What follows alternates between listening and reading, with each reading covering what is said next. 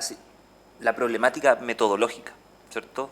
Tanto desde las concepciones de la instrumentalización metodológica como de los procesos de investigación. Es complejo porque justamente estás trabajando en marcos socioculturales que están configurados por conflictos históricos, políticos, identitarios. En el caso particular de esta investigación no se trabaja con comunidades situadas en el mundo rural, excepto el caso de Richard, que es parte de Huerquén, pero son sujetos que no podemos entender la ruralidad hoy en día como un tema aislado, son sujetos que transitan entre lo urbano y lo rural, ¿cierto? Y en el caso de Mapu Express o Asquintúe son sujetos situados en las capitales, la capital de Temuco, y que transitan hacia Santiago y se mueven en esa esfera. Ahí, más que el tema de estar o no en el territorio, el tema complejo es el posicionamiento político identitario del sujeto. En las entrevistas, a la hora de estar hablando. Claro, a la hora de tener la posibilidad de acceder a dialogar con él. Porque piénsalo bien, son recursos provenientes del Estado, es una investigación que emerge y que está tan instalada esa idea de que me vas a convertir en objeto de estudio, ¿cierto? Y me vas a estudiar ¿para qué? Para publicar, ¿cierto? Entonces, ahí es cuando yo le decía al mismo Miguel ayer, este proceso de la investigación desde perspectivas decoloniales no puede estar sino desde una dimensión meramente dialógica e intercultural. Y ese es un trabajo de construcción epistémica y de decolonización epistémica. Y es ahí donde podría vincularlo con la segunda pregunta. Porque claramente al reconocer la realidad que se experimenta en un territorio particular como el caso de la Araucanía, ¿cierto?, me cuesta quedar ausente de esa problemática, hacer vista ciega, reconociendo que hay un problema que genera una fragmentación total entre la sociedad y las culturas que ahí habitan o cohabitan. Tú transitas día a día en ese mundo, en ese espacio de frontera, en un espacio de frontera en donde las traducciones parten por las traducciones hegemónicas o por las traducciones imperfectas que hablábamos ayer. Ves cómo el mapuche sigue siendo excluido. Por ejemplo, las personas que vienen con sus frutas, sus verduras, se instalan, son reprimidas por la policía hacia adentro.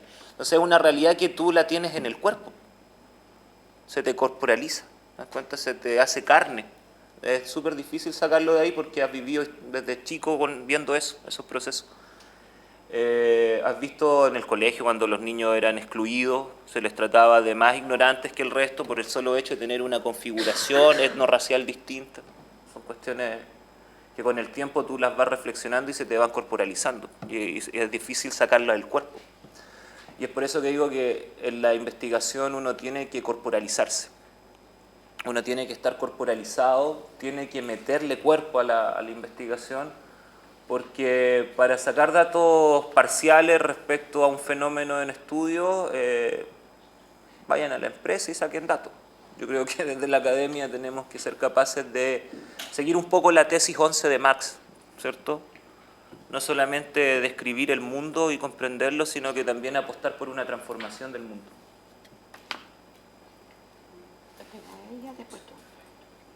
Ya está. Bueno, o sea, yo iba a hablar justamente de metodología, entonces me ahorro un poco de tiempo.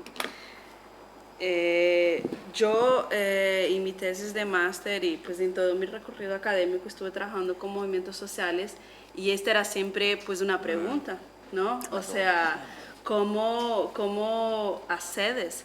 ¿Cómo llegas a ellos? Y lo que yo estuve intentando trabajar y sigo intentando es algo que es una permanente negociación, ¿no? O sea, hay una acreditación, entre aspas. Yo intento hacer una acreditación tanto en la academia como adentro de la comunidad en la cual yo estoy investigando. Y también ¿Puedes decir la comunidad para que sí, perdona. Sí. Yo intento trabajar con una doble acreditación, que ahí tenemos una negociación entre la academia y la comunidad, O sea, mi investigación no se acredita solamente en el espacio académico a través de las publicaciones o a través de la defensa de la tesis o de participación en congresos, pero también hay una acreditación y una devolución a la comunidad. Como yo vengo del espacio audiovisual, principalmente de la práctica documental, esto es algo que nosotros hacemos, o sea, cuando, por ejemplo, vamos a filmar a una comunidad rural o a una comunidad indígena o a un barrio, el primer visionado que se hace es siempre a la comunidad, porque si no, lo que va a pasar con obras o con investigaciones académicas o con un documental, una película, lo que sea, es algo que para mí fue muy marcante en mi investigación, que fue pues cuando yo estuve en Bolivia, haciendo un proyecto, tuvimos una charla con una indígena que fue en donde se hizo la primera película indígena en Bolivia, que se llama Vuelve Sebastiana. Entonces tuvimos la oportunidad de estar ahí con Sebastiana Quispe, hablando en un intercambio con nosotros, y ella nos dijo, o sea, esta película que ganó premios en todo el mundo, nunca fue proyectada en mi comunidad. Entonces, ese es el tipo de situación que no puede pasar, ¿no? O sea, qué tipo de conocimiento, de imagen estamos produciendo que no vuelve al sujeto, a estas personas, ¿no? Entonces, yo cuando trato de construir pensamiento, de pensar, yo pienso que lo que estoy escribiendo, lo que estoy grabando, esto no es solo mío, es mío y es de este sujeto. Es un encuentro, ¿no? Es un encuentro entre nosotros. Entonces, pues yo nunca hablo de pues mi objeto de investigación, o sea, el grupo que estoy investigando. O sea, son siempre compañeros de caminada, compañeros de investigaciones desde esta perspectiva. Entonces, es un poco conflictivo porque tienes que negociar en la academia con todo el discurso académico de la acreditación, de la ciencia, de las metodologías, y también, o sea, frente al grupo, a la comunidad a la cual estás trabajando, porque si no, obviamente van a haber tensiones entre el investigador o el creador que quiere dar una mirada y la comunidad que ya no quiere ser el objeto, y es completamente comprensible, ¿no? Y otra cosa es que te quería preguntar, ahora sí es una pregunta, ¿cómo ves la cuestión del tecnodeterminismo? Porque yo lo que estoy investigando en mi tesis de doctorado es el videoactivismo de protesta social. Sí. Entonces, analizando las entrevistas, o sea, desde la investigación, desde la academia, obviamente, yo tengo una postura crítica, ¿no?, al tecnodeterminismo. Pero en las entrevistas, yo he visto que incluso estas personas, pues que deberían tener una postura crítica desde mi mirada, ¿no?, ponen un énfasis tan grande, pero tan grande en el poder de los medios, que me choca. O sea, por ejemplo, una entrevista que hice y el activista pues me contesta, no, nosotros no seríamos nada sin las redes sociales y sin internet. Todo lo que hacemos solo es posible por las redes sociales. Estas mismas redes sociales que a este activista le han bloqueado montones de videos en YouTube y le han, o sea, bloqueado, Facebook le ha bloqueado la página, y Facebook, o sea, está con una demanda ahora en Brasil para entregar los datos, entregó los datos de varios activistas. Estas personas fueron encarceladas, y este mismo activista está en una gran investigación que está dentro de la ley antiterrorista que se acaba de aprobar. Entonces hay muchos conflictos ahí. Entonces, ¿cómo ves la apropiación de este discurso tecnodeterminista por los propios activistas? Es interesante la reflexión que planteas, porque lo que eso demuestra es justamente la prevalecencia de un discurso hegemónico respecto a otro. Eso es lo que me deja muy claro a mí tu intervención. Cómo la narrativa tecnodeterminista y tecnoutópica, ¿cierto?, se ha instalado de modo tan fuerte en el imaginario social que posiblemente, en el caso de los entrevistados que yo he ido, en el caso de mis trabajos, no se da en ese sentido. Pero es tan fuerte que hemos generado una especie de adaptación total a los medios tecnológicos. ¿cierto? Y el ejemplo que tú das es muy decidor al respecto. Pero también me preguntaría, y esto es una pregunta para ti, ¿cómo configuré las preguntas para que se llegue a ese tipo de respuestas? ¿Qué predominancia le estás dando tú justamente al artefacto en relación a las prácticas? ¿Cómo está ahí siendo compensado esa dimensión? Porque quizás más que preguntar sobre las tecnologías, hay que preguntar sobre las matrices culturales, políticas y epistémicas que están operando en trasfondo, porque la tecnología es un recurso. Puede ser, los 50 fue la radio, después fueron los medios de comunicación alternativa, hoy día es Internet, qué sé yo. Pero siempre han estado los medios. Lo interesante es ver cuáles son las modificaciones que se han generado en torno a al quehacer político de los sujetos que están en la praxis de lucha. Ahí quizás hay que ver también por qué las respuestas llegan a eso. Pero también considerando esto que yo te decía, la predominancia de una semiosis social tecnodeterminista y tecnotópica es tal que estamos todos insertos en esa dimensión. Vale. Bueno, mi pregunta un poco iba también en esta línea. Has hablado de procesos de evangelización, de procesos de escolarización que durante mucho tiempo han creado un proceso de aculturación y que a partir de los años 90 empieza a haber todo este proceso, ¿no?, de intentar reafirmarse o recuperar la identidad mapuche. Pero claro, con todo este largo proceso de aculturación, y un poco como comentaba la compañera, ¿no?, en otras palabras, recuerda un poco o plantea un poco el problema de Wittgenstein, ¿no?, de subir la escalera y una vez estás arriba tirarla, ¿no?, la imposibilidad de hacerlo, ¿no? Entonces, claro, después de todo este largo proceso en el que el discurso hegemónico ha ido calando en la manera de pensar, en la manera de actuar, en el día a día,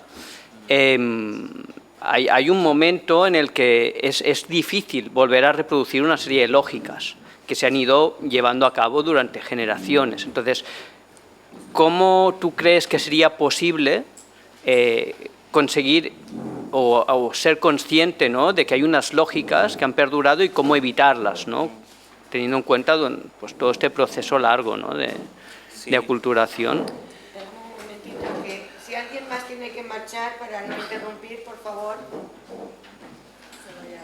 Sí, sí, sí. Bueno, que igual tienen clase ahora. Están en clase.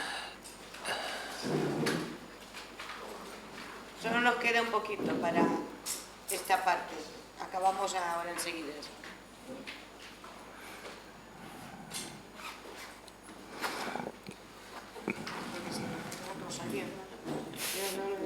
Cerramos con esto. Sí, no, yo te quiero hacer una pequeña pregunta, pero ya está, deja que cerramos con esto y hacemos el descanso. Sí. Venga, nenas. Gracias, No, claro, porque si no... Vamos, por favor.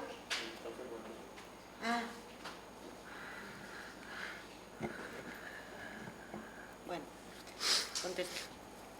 Es una pregunta súper compleja porque tiene que ver justamente con los procesos culturales, ¿cierto?, de cómo vamos configurando identidades.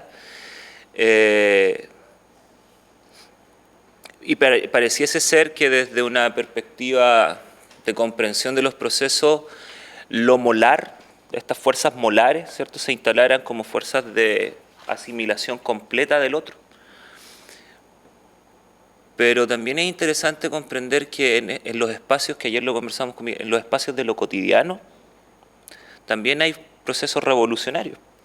Y hay fuerzas moleculares que están trabajando ahí en el día a día y que permiten justamente hacer construcciones de encadenamiento referidos a la tradición, a la memoria, al ancestro, qué sé yo.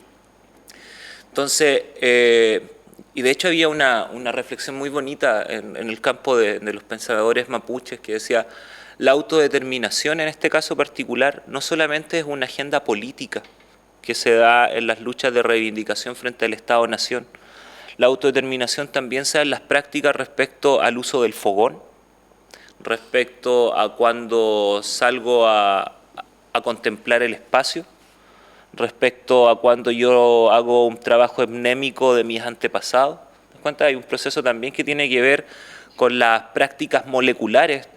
Lo molar y lo molecular se articulan No, a mi modo de ver, no hay imposición de una sobre otra, están en permanente fluctuación.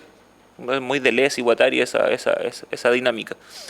Pero creo que ahí hay una posibilidad de identificar cómo estas lógicas de permanencia, pero también de constante resignificación, no creo que haya ahí un esencialismo para nada, sino que una permanencia resignificada permanentemente, están hoy día en el plano de la disputa, pero en varios niveles, en el plano de las disputas arriba con el otro hegemónico, pero también en el plano de las disputas por la permanencia de quién soy, en el plano de lo molecular y en el plano de esto que ayer era insistente porque es un concepto que a mí me gusta mucho, en el plano de la distinción, que no es lo mismo que la diferencia.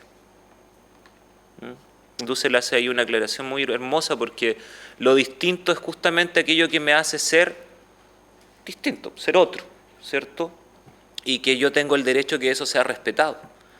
La diferencia es un proceso que se construye en la interrelación, pero la distinción es aquello que yo conservo, que yo guardo, que soy capaz de atesorar, como algo que me hace particular dentro de un mundo de homogeneizaciones. Bueno, yo tengo una preguntita que tiene que ver con el ejercicio del poder como heterarquía, ¿no? Heterárquico, ¿no? Entonces, no sé si se está en contra del poder como tal, sino que hay una adaptación a una nueva forma de poder, por lo cuanto el poder sigue siendo importante, porque tenemos que, diríamos, apropiarnos del poder. Pero este poder es diferente, por lo tanto, no sé si es mejor que el otro poder. Entonces, mi pregunta es exactamente, aquí ¿se reivindica el poder? A ver, son varias cosas. ¿Y qué poder? ¿No? O sea, bueno. Porque el poder como heterarquía, el concepto de heterarquía lo plantea un pensador griego de apellido Kontopoulos, en donde él analiza que los procesos de dominación no son procesos de dominación verticales, ¿cierto? No es que haya una estructura que determina al sujeto, sino que son múltiples estructuras que están operando en la configuración de cómo domino al otro. Entonces, por eso, desde el pensamiento decolonial dicen, la apertura del Atlántico lo que trajo consigo no solamente fue un capitalismo global, fue un capitalismo, un patriarcalismo, ¿cierto? Un cristianismo, un proceso de blanquitud, un proceso, etcétera, etcétera. A eso se refiere con el concepto de heterarquía, ¿cierto? A entender que el poder funciona a nivel de redes y no de determinismos impuestos por una lógica verticalista, sino que más bien funciona a nivel de redes. Y por tanto, la decolonialidad tendría que funcionar también a nivel de redes. Y ahí hay un trabajo interesante. Perdona, pero para deconstruir un poder, para construir el propio poder... Es que es una lucha por la hegemonía, por supuesto. O sea, que queremos el poder. Por supuesto, ¿quién no lo quiere? Si el poder no es algo malo. El poder es un ejercicio y tiene que ver con cómo se orientan las relaciones sociales humanas. Eso es Gramsci, eso es Foucault, ¿cierto? Pensar una decolonialidad justamente es pensar la lucha hegemónica, la lucha entre los dispositivos coloniales que han imperado durante siglos y la posibilidad de construir mundos anclados a la diversidad, al respeto. O sea, construir otro tipo de poder. Claro, sí, por supuesto. Pero el poder es necesario. Sí, ¿quién dijo que no? El poder es Bueno, necesario. entonces, vale. Es cómo ejercemos el poder, cómo se orienta el poder, cómo hace que las sociedades se articulen. ¿Ah? Sí, claro. ¿Ah? Sí, claro, es que... Claro. Sí. No hay que demonizar el poder. De hecho, Gramsci es genial explicando eso, ¿cierto? Tiene que ver con cómo organizamos el mundo a partir de la acción. Sí, pues. Es otra perspectiva. Eso no. Sí. Ya. Pues vamos a poder. Yo tengo un par de preguntas. La primera es que, como has dicho, o sea, entre la gente joven, sobre todo ahora, hay creo más conciencia de la reivindicación mapuche. ¿Y crees que tiene relación con la lucha estudiantil? Es decir, en el sentido de que al final la lucha estudiantil, que sobre todo salió en 2011, pues, ya no solo cubre a nivel educativo, sino que ha sido final ya, o sea, reivindicamos más que mejoras en la universidad, por ejemplo, y también apoyamos a otras reivindicaciones, en este caso la mapuche, Sí. creo que es una de ellas. Sí. Y bueno, ¿hasta qué punto crees que ha tenido relación esto? Y lo otro es los periódicos digitales, la prensa mapuche que se lanza y que, bueno, que llega en parte y en parte no. ¿Qué puede hacer, por ejemplo, o ante una prensa o la prensa de gran tirada, que es la que más se lee, por ejemplo, en Santiago, que es un periódico como El Mercurio, que evidentemente es un periódico que sigue un discurso de colonialidad total? Entonces es como que es que estamos luchando igual contra algo que es casi imposible, ¿no? La lucha es desigual, por supuesto.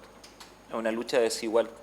A ver, pero voy a intentar de atender por orden, ¿cierto? El movimiento estudiantil, el movimiento LGTB, el movimiento por la igualdad de género, etcétera, el movimiento mapuche, responden justamente a una crisis de legitimidad total de lo que es Chile hoy, y que es producto justamente de la implementación de un modelo que emerge en 1973 a partir de la dictadura impuesta por Augusto Pinochet y las Fuerzas Armadas, que generó una crisis completa hoy de legitimidad a nivel estructural, de legitimidad política, de legitimidad institucional, y un colapso absoluto de las condiciones de socialización.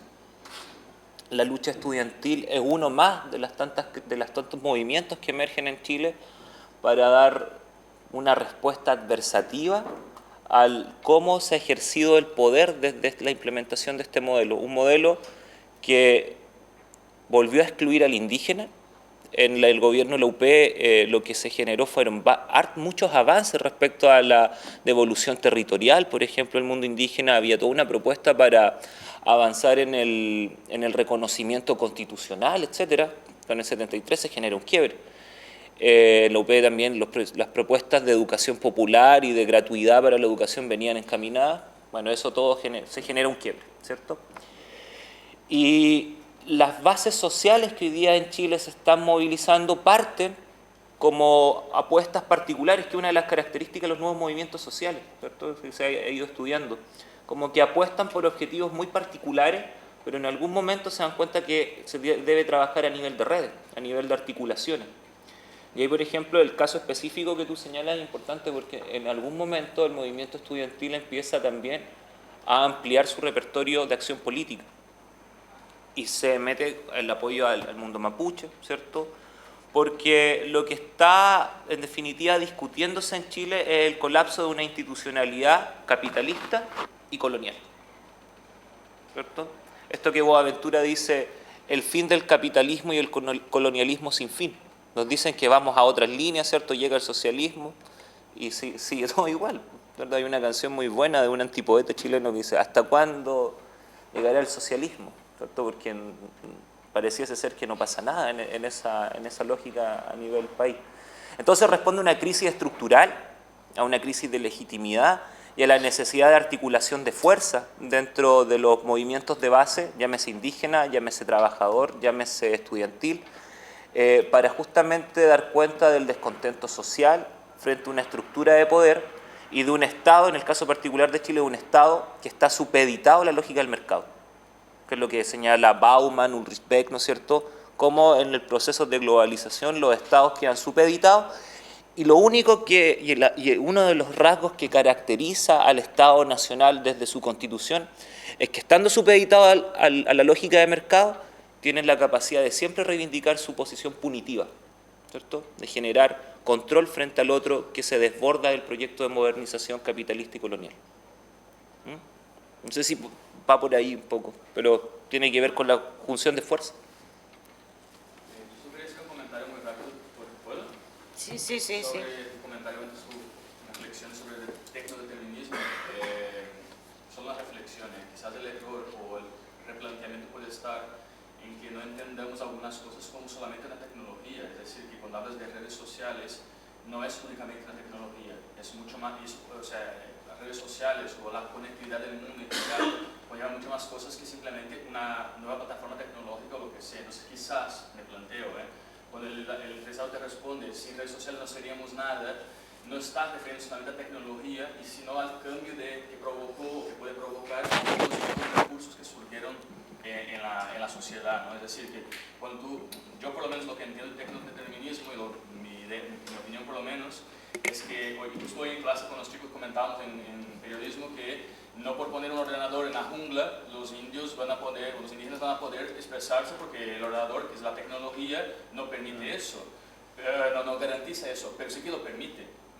Sí que lo puede permitir de alguna forma esto, más el conocimiento, la apropiación de la tecnología y lo demás, entonces puede permitir ciertas cosas, ¿no? Entonces yo, como opinión, solamente como un comentario, quizás el planteamiento puede estar ahí, que ellos como que vean las redes sociales no como únicamente una tecnología o un recurso tecnológico que haya, pero como todo un cambio de conexión entre las personas y un cambio, digamos, de acceso al discurso público.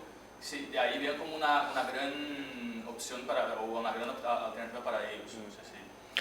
Sí, eso está muy de la mano de los planteamientos que hace Jesús Martín Barbero sobre justamente entender el fenómeno tecnológico en relación a estas nuevas sensibilidades, lenguajes, socializaciones que emergen en un escenario que obviamente mutó completamente. Hay un régimen de significación que ha mutado. Sí, porque justamente yo creo que sí eso es evidente que no por una tecnología, un recurso tecnológico, una herramienta, eso no transforma nada per se, no garantiza nada, pero no podemos negar lo que sí puede permitir que ocurra. Entonces yo creo la discusión era más o menos esta, ¿no? O sea, ¿cuál es el rol de las redes sociales en los procesos políticos que hemos vivido, que fueron, pues, nunca había pasado antes en esta profundidad, ¿no? Entonces nuestra discusión era más o menos esta, y me llamaba la atención que pusieran de una manera tan efusiva, cuando nosotros teníamos en este mismo momento